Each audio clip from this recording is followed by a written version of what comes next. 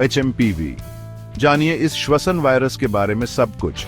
नमस्ते दोस्तों, मैं हूं डॉ अंकित और आज हम बात कर रहे हैं एक ऐसे वायरस के बारे में जिसके बारे में आपने शायद पहले कभी नहीं सुना होगा, लेकिन यह जानना बहुत जरूरी है। यह वायरस है ह्यूमन मेटान्यूमोवायरस या HMPV। HMPV एक श्वसन वायरस है जो दुनिया भर में लोगों को संक्रमित करता है और ये विशेष रूप से बच्चों, बुजुर्गों और कमजोर प्रतिरक्षा प्रणाली वाले लोगों के लिए खतरनाक हो सकता है। इस वीडियो में हम HMPV के बारे में सब कुछ जानेंगे, जिसमें इसके लक्षण, संचरण, निदान, उपचार और सबसे महत्वपूर्ण इससे कैसे बचाव करें शामिल हैं।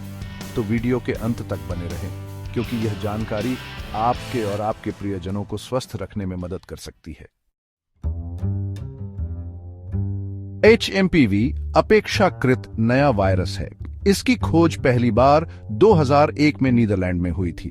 वैज्ञानिकों ने उन बच्चों में इस वायरस की पहचान की जिन्हें सांस लेने में तकलीफ हो रही थी और जिन्हें पहले से जांच वायरसों से संक्रमित नहीं पाया गया था। शुरुआत में HMPV को एक दुर्लभ वायरस माना जाता था, लेकिन बाद के अध्ययनों से पता चला है कि यह दुनिया भर में श्वसन संक्रमण का एक आम कारण है।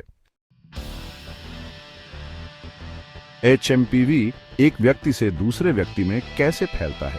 यह मुख्य रूप से संक्रमित व्यक्ति के खांसने, छींकने या बात करने पर निकलने वाली श्वसन बूंदों के माध्यम से फैलता है।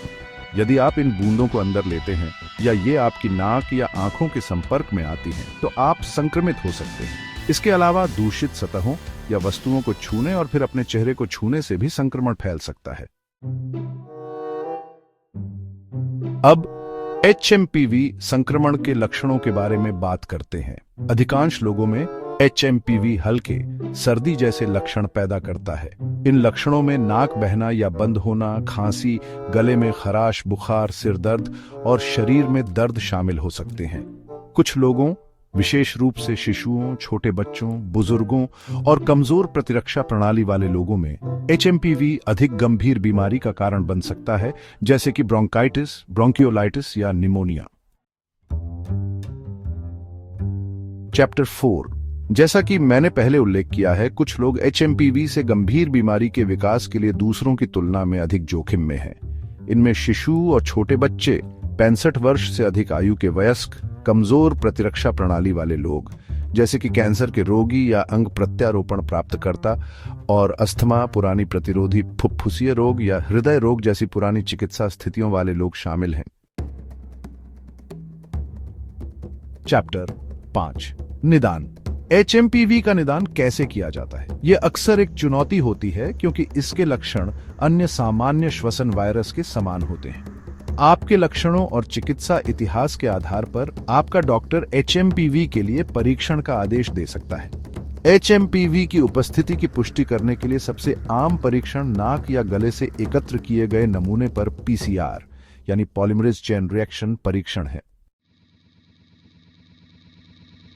चैप्टर 6। उपचार। दुर्भाग्य से HMPV के लिए कोई विशिष्ट एंटीवायरल उपचार नहीं है। उपचार मुख्य रूप से सहायक है, जिसका अर्थ है कि यह लक्षणों से राहत पर केंद्रित है।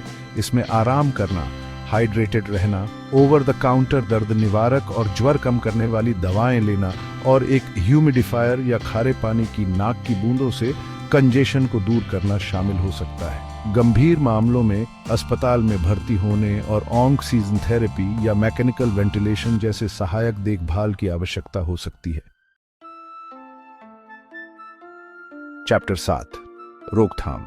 अब सबसे महत्वपूर्ण बात, आप HMPV से खुद को और दूसरों को कैसे बचा सकते हैं। अच्छी खबर यह है कि आप संक्रमण के प्रसार को रोकने के लिए कई सरल लेकिन प्रभावी उपाय कर सकते हैं। सबसे महत्वपूर्ण बात यह है कि अपने हाथों को बार बार साबुन और पानी से कम 20 सेकंड तक धोएं, खासकर अपने चेहरे को छूने के बाद, खांसने या छींकने के बाद और भोजन तैयार करने या खाने से पहले। यदि साबुन और पानी उपलब्ध नहीं है तो आप अल्कोहल आधारित हैंड सैनिटाइजर का उपयोग कर सकते हैं, जिसमें कम से कम 60% अल्कोहल हो।